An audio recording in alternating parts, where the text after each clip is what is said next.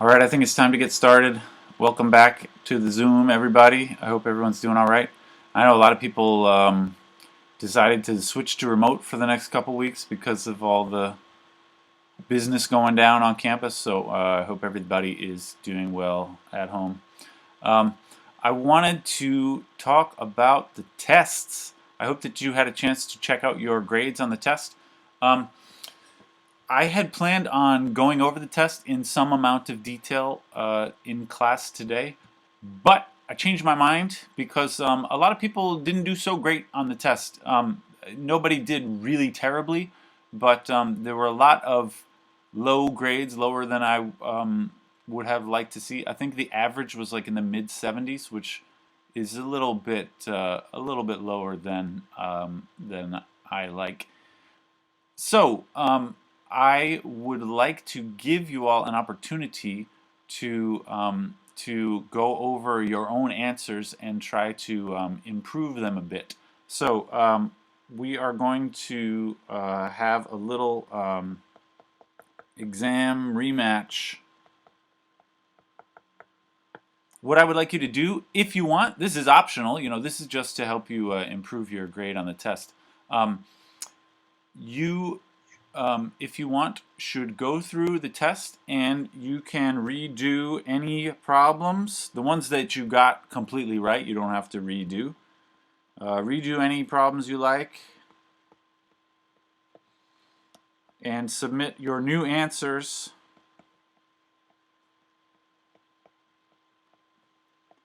by, let's say, a week from today. That would be Tuesday, October 20.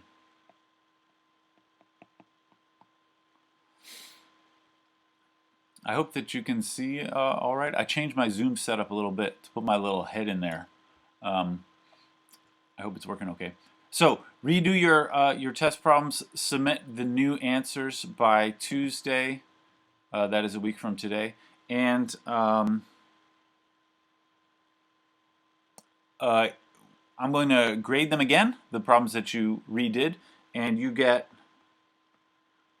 the average of the old and new scores. So this is not going to completely replace your original grade, but I'm going to sort of split the difference on your old score and your new score.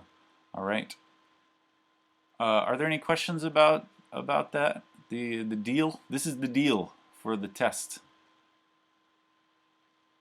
I would be happy to talk with you individually. So another part of the deal, ordinarily I believe you guys work together on the homework problems, or at least some of you do, which is great. For this one, I don't want you to talk to anybody about your test. You can look at your notes. You can look at the book if you want. You can, go back watch the class videos, but that's it. Don't talk to each other. Don't ask Alexa or whatever. I don't think Alexa knows the answers to these questions, but that's what I want to do. All right. Any questions about those? So I would encourage you to get in touch with me. My office hours are listed on the class website. I have plenty of time between now and then to discuss and go over these things. I'm not going to tell you the answers, but I will give you some decent hints. And also, if you look at your grade in the grade scope, hopefully you will be able to see some comments from me, which will maybe give you some hints. But if you want more details, come and talk to me during the office hours, or feel free to email me. I can try to help out by email too. All right. Anybody have any questions about them? All right, great. That's all I have to say about the exam rematch. Let's get down to business then, if we may. It looks like I have some kind of lag in my screen, but I think that's all right. Okay, so what I want to talk about today is a bit of a fun example, fun in my opinion at least. So we're going to talk about maybe I'll call this a wild example of a set. It's called the Cantor set. we've already seen Cantor, is a mathematician from like the end of the 1800s, early 20th century. Cantor was the one who came up with the concept of measuring the sizes of infinite sets, different sizes of infinite sets, countable, uncountable stuff. Cantor actually, had other ideas in analysis, and one of them is his description of what we now call the Cantor set. So it is a particular set in R. In fact, it's a subset of the interval. It's a subset of this interval 0 to 1 with very weird properties. And it's used to like demonstrate a lot of weird stuff that we talk about in real analysis. Like I think a common sort of feeling that people have about real analysis when you first encounter it is just like, why we got to talk about all these weird properties of sets? Well, the Cantor set is an example, an interesting example of a set which has weird properties, which is still worth talking about because it's interesting. It's hard to describe exactly what this set is, but we're going to sort of build it in stages here. I'll call the stages, C1, C2, C3, etc. So C1 is just going to be the interval from 0 to 1. And I'm going to try to draw a picture over here at the same time. This is the easy part of the picture. Just the interval from 0 to 1. I'll make it kind of big because I'm going to be drawing subsets of it. This is C1. All right. C2 is, so if I were to write this out as an interval, it's the interval from 0 to 1/3 union the interval from 2/3 to 1. And what that looks like is, it looks like removing the middle part and just keeping the outer 2/3 of this thing. So each stage consists of chopping it into thirds and removing the middle third. So the next, that's C2, is this one. It has just these two pieces to it. All right. C3 is obtained by removing the middle third of each of those two pieces. So C3 is, let me draw it first, and then I'll say what it is. The picture looks like this. This is C3. It is the closed interval 0 to 1/9 union the interval 2/9 to 3/9, which is 1/3, of course. Union the interval from, so this one over here would be 2/3 to 7/9, and then finally union 8/9 to 1. All right, that's what C3 is. You remove the middle thirds of the intervals each time. Can everybody hear and see me? Just give me the thumbs up or say yes, we hear you. Yep. Okay, great. I'm concerned about my technical setup, but it seems to be working. Okay. What about C4 is, I hope you see what's going on here. C4 is, I'm not going to try and write out, it would be a bunch of things with denominator 27, because I'm cutting this thing into thirds again, and it would look like little bitties, two little bits here, two little bits here, two little bits here, right? That's C4. And we are including the endpoints every time, all right? The C5, pretty soon I'm not going to be able to write this anymore, but it's little bitty bitties. These look just like individual points now, but they're not individual points. They are little tiny intervals having the middle of the interval removed every time, all right? So, etc. Remember I said we are building the Cantor set in state. I have a question. Yeah, go ahead. It's not really about the stuff that you, are you recording the session? I am, yeah. I'm recording it in a different way than I have in the past, so you can't see the little recording button. Is that why you asked? Yeah, I just wanted to check. Yes, yeah, I am recording, thanks. But you're getting it live.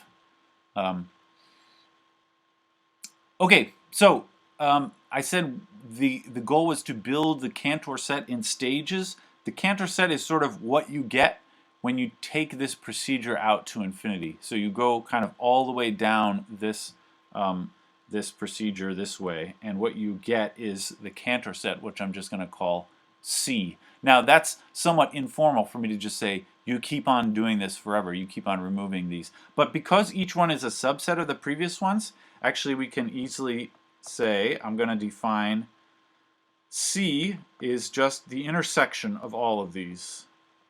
The intersection from n equals 1 to infinity of the CNs. These are all subsets of one another, right? In fact, these are nested, just in the way that we talk about nested intervals. These are not individual intervals, but they are nested still. And so we take the intersection of all of them, all right? And this is called the Cantor set. So the way you should imagine this is it's like a sort of a fine dust of points inside the interval 0 to 1, right? Whatever is left over in this procedure of taking these intersections, remove the middle thirds of the intervals every time. Whatever is left over is going to be part of the interval 0 to 1 because that's what we started with, and we just remove stuff from it. So I'm going to talk about a bunch of different properties of this set, the Cantor set. And the first we should discuss is just, is there going to be anything left over at all after you do all of this? I say you keep on removing the middle thirds of everything, but maybe you just remove so much stuff that you just remove everything. Are there any points that remain here? So do any points remain?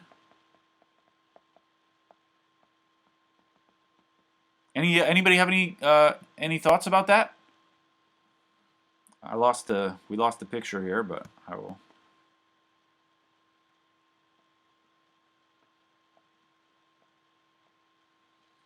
These are all intervals, including their endpoints, and we're just in each stage we chop out the middle of every little piece here. Can anybody tell me? Actually, I can name a specific point which remains in the intersection. Anybody else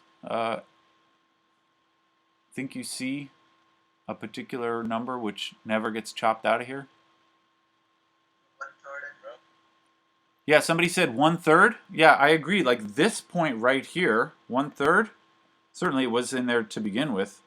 But as you continue this procedure, you're going to cut out, really close by, but you never actually lose that endpoint. All right, so 1/3. I think maybe somebody else shouted out 0. That's true also, right? In fact, any of the endpoints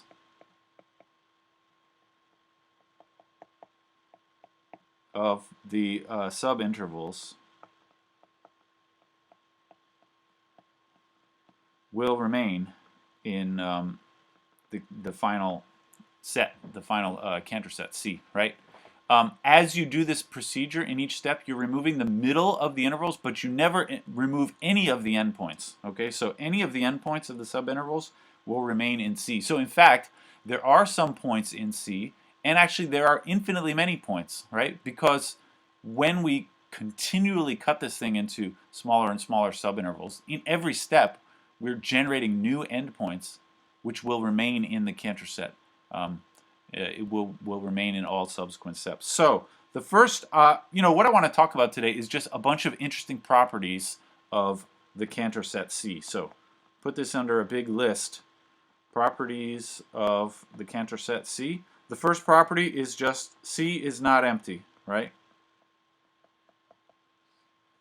Because it includes all of the points which were ever endpoints of any of those intervals in this infinite procedure. And since it is an infinite procedure of removing the middles, there will be infinitely many of these endpoints. So it includes all the endpoints of the intermediate steps And there's infinitely many of those. So actually, C contains infinitely many points. It's not a finite set. All right. So remember I said that you should think of the Cantor set as some kind of very finely dispersed dust of points. It does have points. In fact, it has a lot of points. It has infinitely many points. But they are sort of scattered. They're not scattered evenly across the interval because like there's none in the middle. The middle region here ends up having nothing in it in the resulting set, in the Cantor set. But it does, there are points somewhere. There's these endpoints at least, all right? So that's the first property of the Cantor set. It is not empty.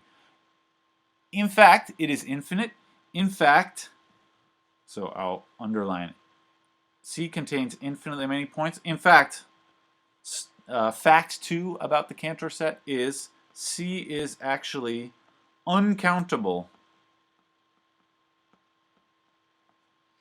Remember, this means that its elements cannot be written in a list, one after another, even an infinite list. It is uncountable. So how could we show that? Actually, to show that it's uncountable, we can do something like the diagonal argument that we use to demonstrate that the rationals are uncountable. If you remember, we wrote sort of all the rationals in their decimal digits, and then we chose these digits here and created a new rational number which was not part of the original list of rationals. I don't know if you remember this proof. We did that when we talked about countable versus uncountable. But anyway, we can do the same sort of thing with the Cantor set. Check it out. I'm going to try to erase here. The Cantor set is uncountable. I would like you to notice that I'm going to draw this picture again of the construction of the Cantor set.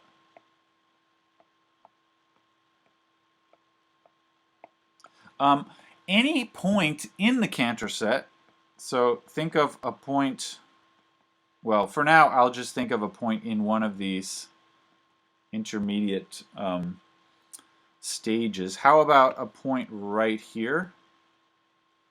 I'm going to imagine a point right there. So any point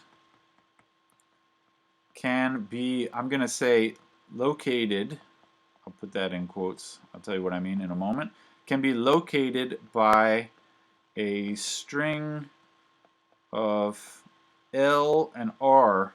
L and R meaning left or right. The idea here is if you start up here in the original interval from 0 to 1, you can describe sort of how to navigate from this point down to that other red point that I marked.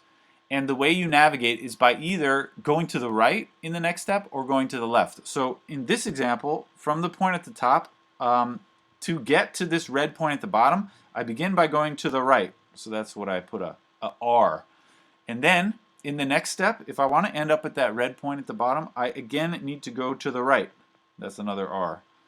But then I should go to the left to get down here. And then I should go to the right, and I have arrived at the point that I was looking for. All right. So in this example, this point here is located by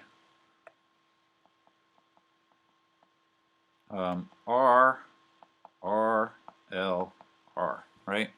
And this is true of any point in these intermediate steps.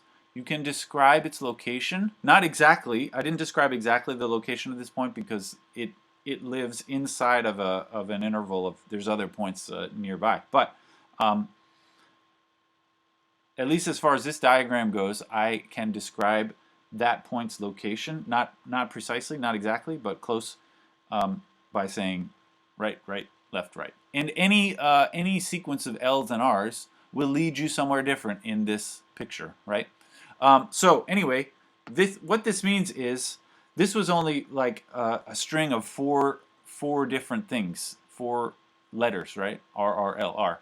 If you have a set or a point in the actual Cantor set, which is the limit of this procedure going on forever, then the points in the Cantor set can be described by infinite sequences of R's and L's. So every point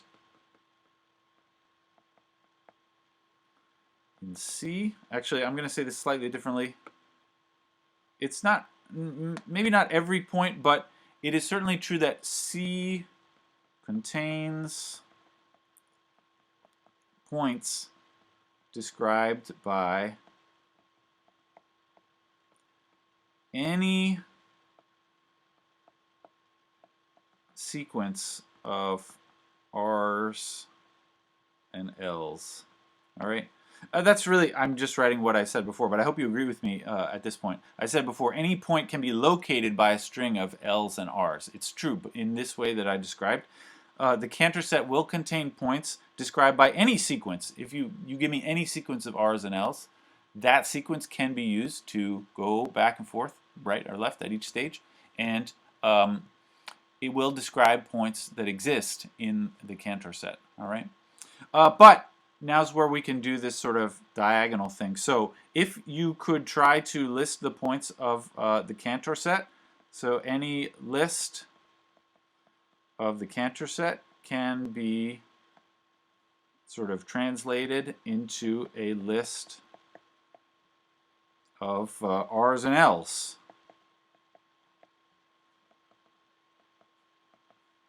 If I had, you know, my first point maybe is L, L, R, L, L, R, R, etc. My second point I'll call A2, maybe is R, R, L, R, L, R. I'm just making these up, right? Etc.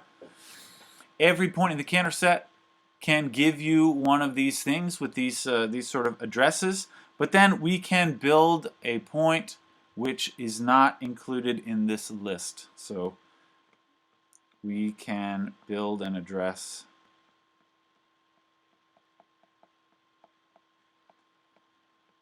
which isn't in the list, and this is the same trick that you do for decimal numbers and the real numbers. Actually, it's a little easier in this case. By looking at diagonals,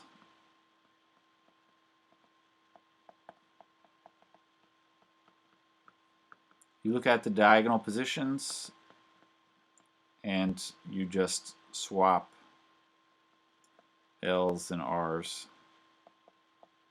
So to create a new sequence of L's and R's which is not part of the list, I just look at, maybe I'll scribble in another one here just so that I have more to work with. What if this is just all R's for some reason? All right. My new point, not in the list, would be R, L, L. You look at these ones which I've circled, and you take the opposite every time, etc. All right. And so in this way, we have created another point which is not part of the list. But this point is still part of the Cantor set because it is still made up of a bunch of R's and L's. And so you can follow these R's and L's to get to a point. So anyway, all of this to say, so the list was incomplete, meaning I just found something which is in a Cantor set, but it wasn't in the list, which means that C is not countable.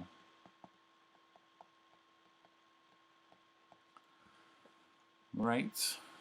Any questions about that? I don't know about you. This is a little surprising to me. When I first encountered this, it seems to me, just according to the picture, that the Cantor set, since you keep on removing stuff from it, it seems like whatever you end up with at the end is going to be very small. And it is like, to the naked eye, it looks like you're not ending up with very much at all. But in fact, what you end up with is still an uncountable set. Strange but true fact, right? The resulting thing, the Cantor set, is still uncountably many points, even though it looks, just to me at least, it looks like you're hardly going to end up with anything left over. In fact, you end up with a lot of stuff. All right. So that was the second property. The first I said was Cantor set is not empty, right? In fact, it's very much not empty. It is uncountable. Property number 3 about the Cantor set is the Cantor set doesn't only include those endpoints.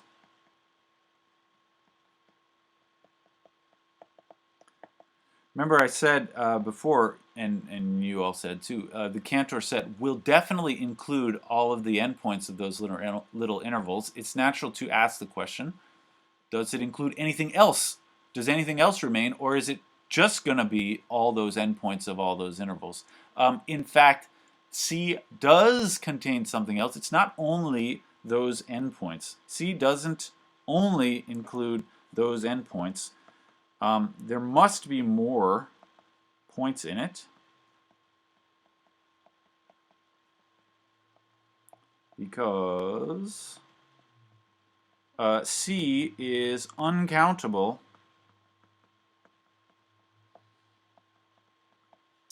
but the number of endpoints is countable.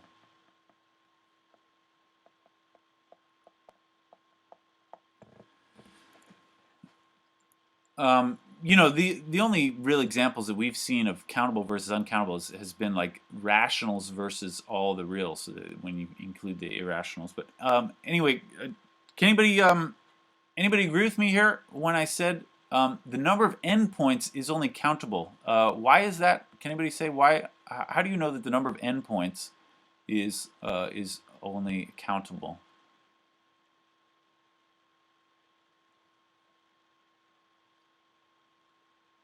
I'm talking about the ends points of these intervals, right? 1/3, 2/3. In this case, it was 2/9, 3.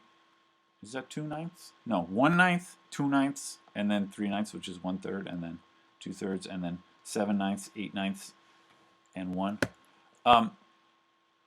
There's countable amount of those. Anybody agree? Yeah, we can create a list. Yeah, so that's one way to say it. You can write them down in a list, right? You begin with 0 and 1, and then in the next step they are. I don't need to write 0 again, but they are 1/3 and 2/3, right? And then in the next step they are whatever they are. They're 1/9, 2/9, 3/9. I don't need to write again. There's 5/9, 7/9. Not 5/9 is not in there. 7/9 and 8/9 are in there, right? But you can make a list out of them, right? You definitely can, etc. Right? So those endpoints are countable. I was actually going to say it differently. Did anybody have a different idea? To me, this is a little easier to say. All of the endpoints are rational, aren't they? I was writing under my head. I'll move it over. Sorry, couldn't see that. The way that I was going to say is just that all of the endpoints are rational numbers, aren't they? They're all like, their denominators are powers of 3, right? In the first stage, they're thirds. In the next stage, they're ninths. In the next, they'd be 27ths, and so on. They have very big denominators, but they're all rational numbers. And so if you just take even all of them, they can't be uncountable because they're all rationals. All right. So the moral of the story is the Cantor set does not include only those interval endpoints. It includes many, many more points. Although it's hard to give even a single example of another point that is included in the Cantor set because it's such a weird way of constructing it. But there are many, many more points other than just the interval endpoints. There must be because there's uncountably many. All right. All right, excellent. Some more weird properties of the Cantor set. I don't know if this seems pretty far out. We're going to look at some. I have some pretty pictures coming up, so just bear with me if you think this is too crazy. It's crazy in a sort of a beautiful way, in my opinion. Okay, let's talk about, is C an open set or a closed set? that's what I would like to ask about C. Ah, my pencil. Sorry. C is let's talk about closed first. It is closed. It is a closed set. This is actually easy to see if you remember a fact that we discussed, I believe, a week ago today, when maybe on Wednesday. I don't know. We talked about intersections and unions of open sets and closed sets. I will refresh your memory. About closed sets is that any finite union of closed sets is closed, and any intersection at all, doesn't have to be finite, could be infinite, any intersection of closed sets is closed. And this, that second one there is actually how you can see that the Cantor set is closed. The Cantor set is an intersection of infinitely many closed sets. All right. These CNs, these are all closed. That's because they consist of just a bunch of closed intervals next to each other, because they are unions of closed intervals.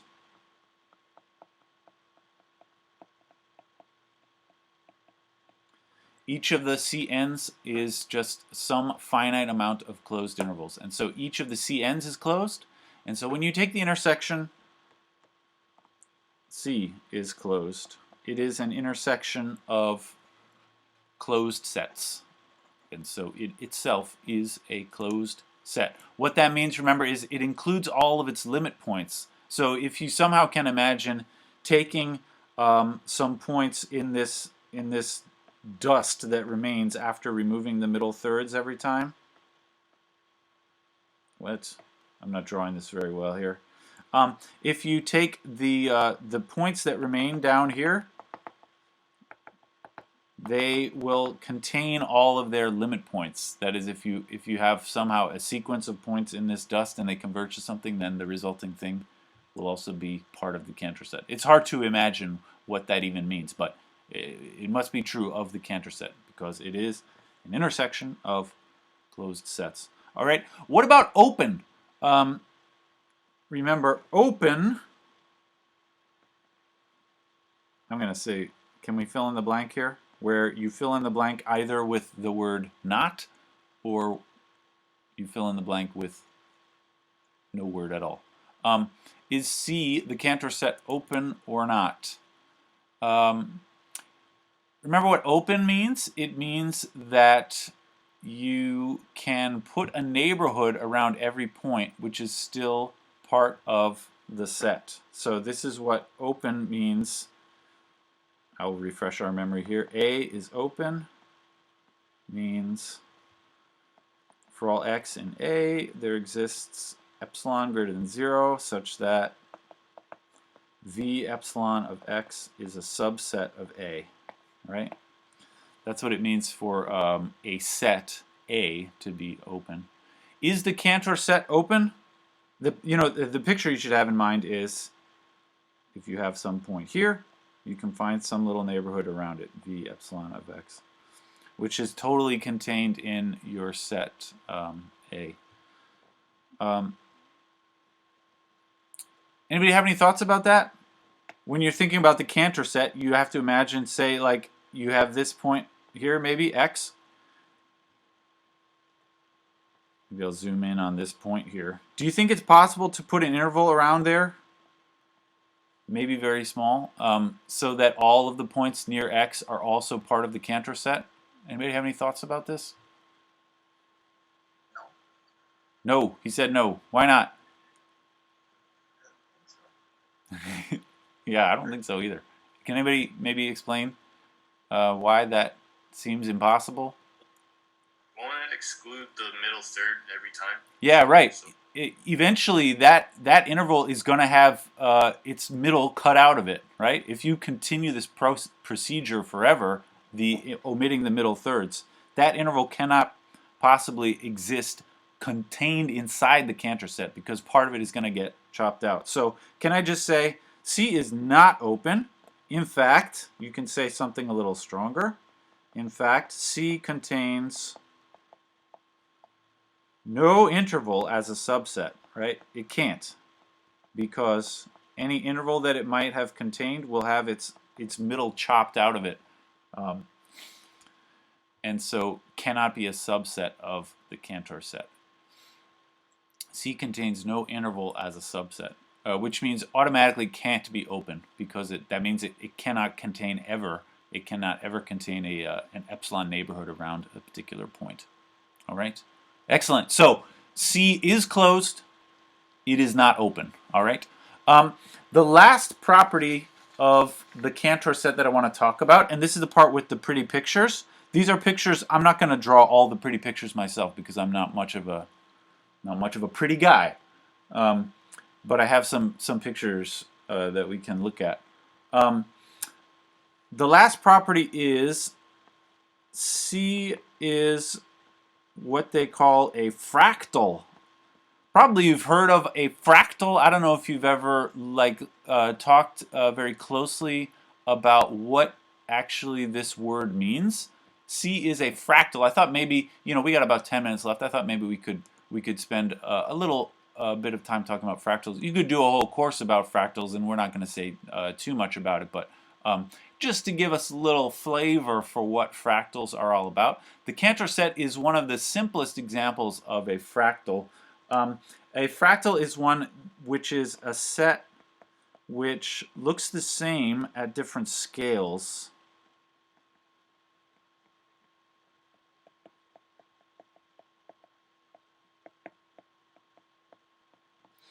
The fancy word that's used is a fractal is self-similar.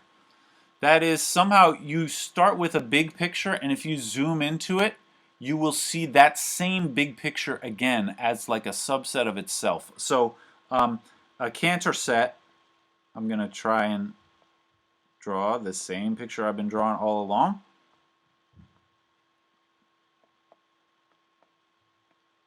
I hope you will agree with me. If you begin with the whole big set and then you zoom in, check it out. I can do this with my screen. If I zoom in over here, I see again the Cantor set right there. Like the whole Cantor set is sort of, when you zoom in, you see the whole thing again as a subset of the thing that you started with, all right?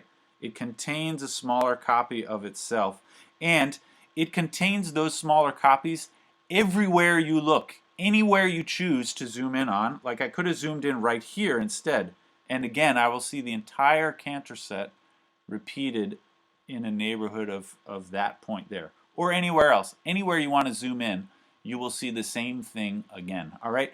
I said the Cantor set is like the simplest fractal. Actually, that's not true. So very simple fractals would be things like just a point. This is kind of a stupid fractal, but that counts because when you zoom in on just a point, you see just a point, right? And it looks the same when you zoom in. That's not saying much. But also things like a line, right? Just R, the real line. That counts as a fractal also. Although that again is considered as kind of a stupid example. But if you zoom in at any point of a line, what you see is again a line, right? Those are not terribly interesting examples. Or also say a plane, right? A plane, when you zoom in at any point, just continues to look like a plane. The Cantor set is more interesting than those because it's not a line or a plane or anything like that. It's a weird shape which is sort of self-repeating inside of itself. One interesting thing about fractals that I thought we could talk about briefly is that fractals have a dimension. Now, these stupid examples that we all know about, the point, the line, the plane, these have dimensions. The point, we say, is dimension 0. The line, of course, is dimension 1. And the plane is dimension 2. Now, you learn in linear algebra a definition for dimension in terms of the dimension of a vector space is the number of elements in a basis for that vector space. And that works for these examples, the point, the line, the plane, because those are actually vector spaces. But fractals, like the Cantor set, is not a vector space because it's not closed under addition. But fractals have a dimension also. So I thought we could talk just briefly about the dimension of a fractal. The Cantor set has a dimension. I'm just going to say, typically, not in the natural numbers. I don't know if you ever wondered about this. This is the kind of thing that I used to wonder about when I was a kid. I wasn't a stoner, but I used to wonder about sort of stoner type questions like yeah, there's one dimensional and there's two dimensional, but what if there's like a 1.5 dimensional thing? What is that even possible? My young self would be thrilled to learn. Yes, actually that is possible. Fractals have fractional dimensions which are in between 1 and 2. The Cantor set, its dimension is slightly less than 1. Dimension 1 is the whole line, and the Cantor set is smaller than that. But it's more than just a point. So the Cantor set's fractal dimension is less than 1. Anyway, here's how that the concept of the dimension of a fractal has to do with how big does it get?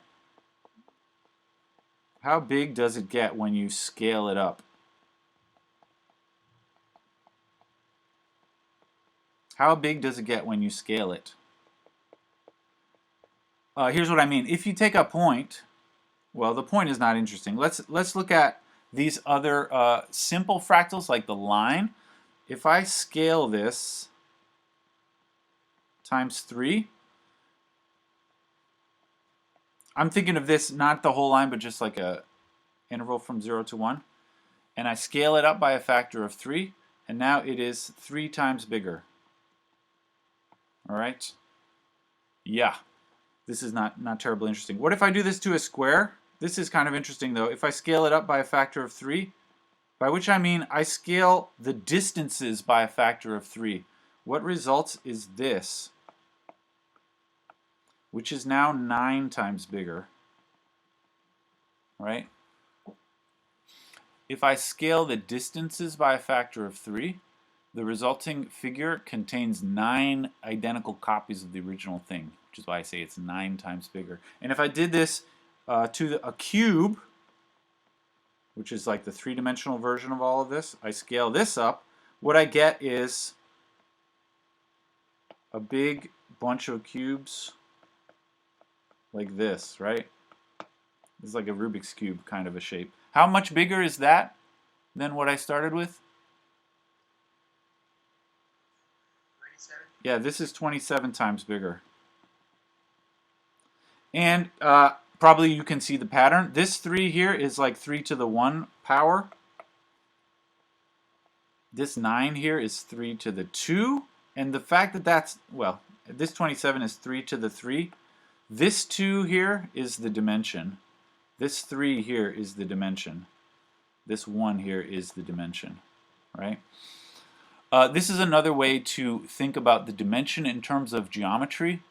When you scale up distances, how much bigger does the figure get? The dimension is obtained by looking at the exponent in what you get when you scale it, all right?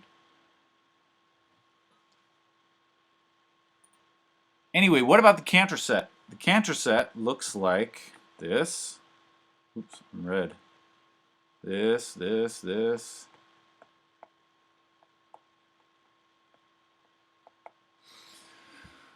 What if I scale this thing up by a factor of 3?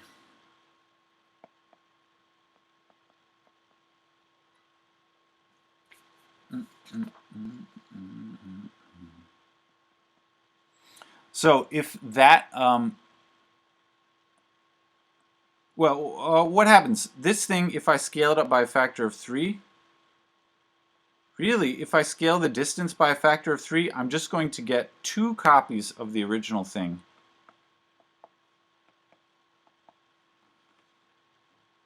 Zooming in by a factor of 3 is really just going to produce you know, this one and this one, right? So when I scale by a factor of 3, the size is now times 2. It's 2 times bigger. And so what does the dimension look like?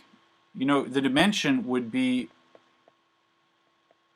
if we could write this 2 as 3 to some power, that power would be the dimension. Maybe I'll call that d instead of this question mark. So the dimension of the Cantor set is some number d with 2 equals 3 to the power d. And there is such a number. You can figure this out by taking logs on both sides. If I do, I don't know if you remember how to do this from high school or from calculus. I don't know when you learned this. You take a log on both sides and then you can bring the d down. It says log of 2 equals d ln 3, and you can solve for d.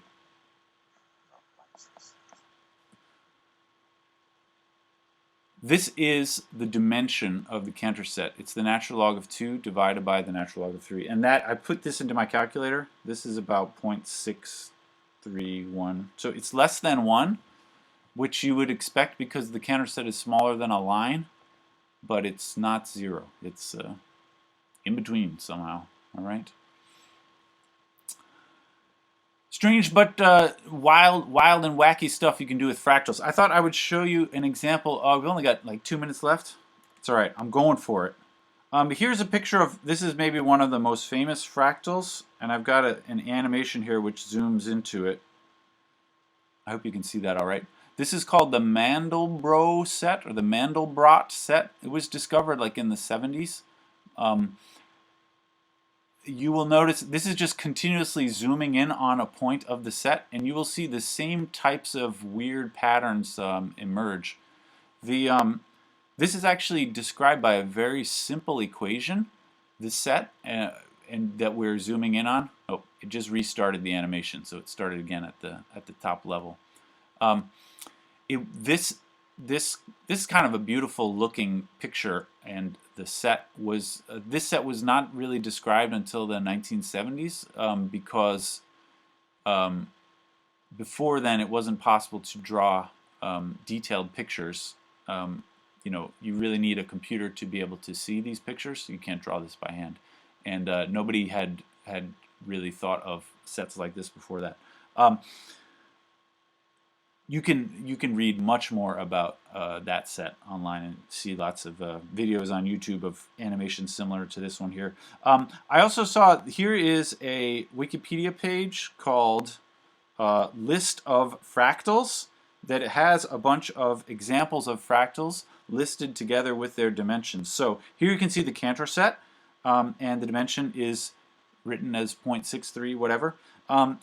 You might want to check this out. It's called List of Fractals by Hausdorff Dimension. That's the Hausdorff Dimension is the technical name for this type of dimension. You can see many more examples of these things. So here's something called the Julia set, which is slightly more than one-dimensional. Some of these are really interesting looking. This sort of snowflake type shapes. Whoa, I didn't mean to do that. Sorry. This one has dimension 1.2. This snowflake right there. These are pretty cute pictures to look at if you have a few moments. Here's another kind of something here, which is almost dimension 1.5. You will see the Mandelbrot set, which I was just talking about, is in the list here somewhere. Yeah, there's this one. This is the one we just saw the animation of. It turns out the dimension of that actually equals 2, which is a bit of a surprise that it is a natural number, but for reasons which we don't need to get into. There's also interesting ones such as, where'd it go? Sorry, I know it's time to go. I just wanted to show you. These are random and natural fractals. Check it out. The coastline of Ireland. You can analyze objects in the real world which are super wiggly or super jagged on their edges, you can analyze them as if they were fractals and compute the dimension of them. So apparently somebody did a mathematical study of the coastline of Ireland, and its dimension, according to these same definitions, is 1.22. Very strange. And there's another picture in here of somebody did a similar study on broccoli.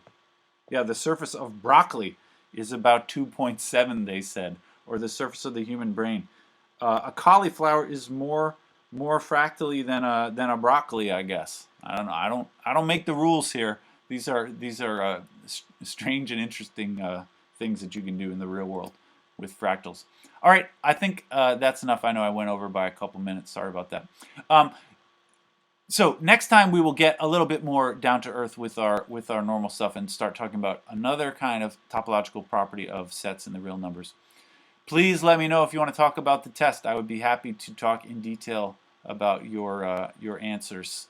All right, see you all tomorrow.